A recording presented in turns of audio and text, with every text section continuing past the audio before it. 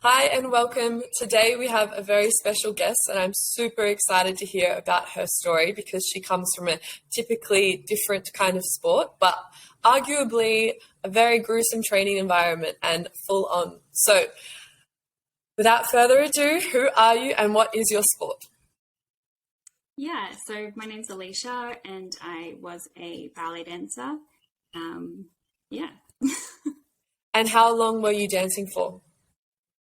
I started when I was about 3 and I kind of retired when I was 22. I started kind of dancing full time when I was around 16. Wow. So I'm just doing quick maths in my head, but that's 19 years you were dancing for. Starting at 3?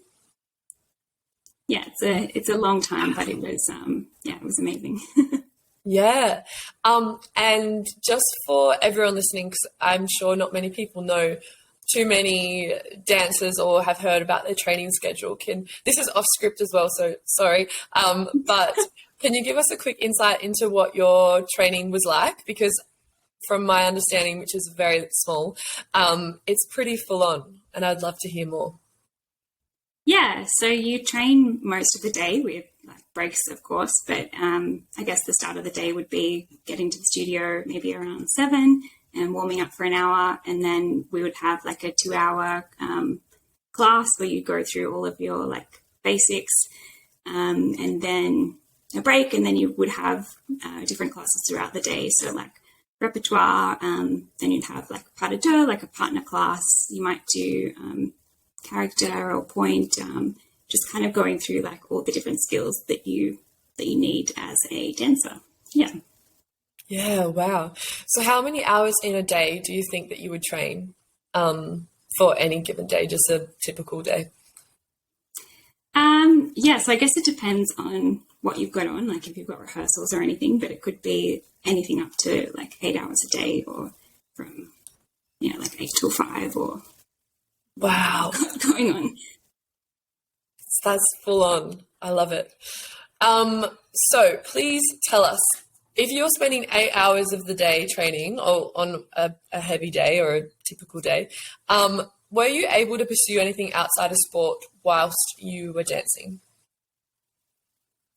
Yeah, so I did kind of, it wasn't really like something that I thought about doing until I went to Germany to do my full-time training, but my teachers encouraged me to do a ballet teaching degree alongside my training. So I would do that kind of throughout the hours of the day or at night. And yeah, I'm really, really glad that I did, because it kind of helped me with the language and for kind of set me up for studying later in life as well.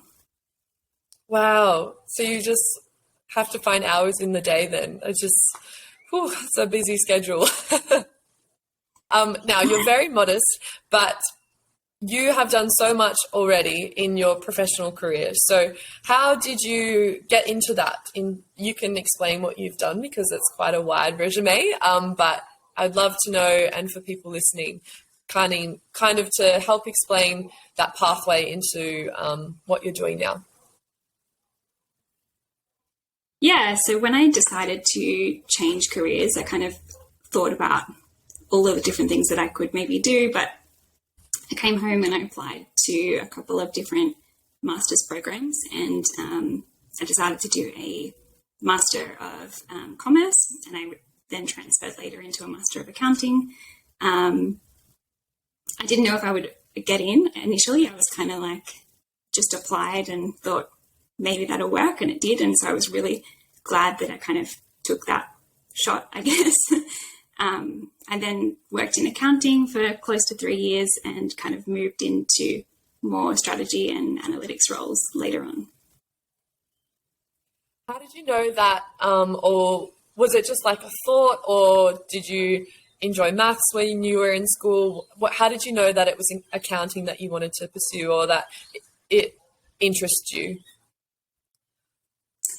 It took me like a while. I kind of thought about doing international relations because I really enjoyed living overseas. I really wanted to kind of get into maybe starting my own business.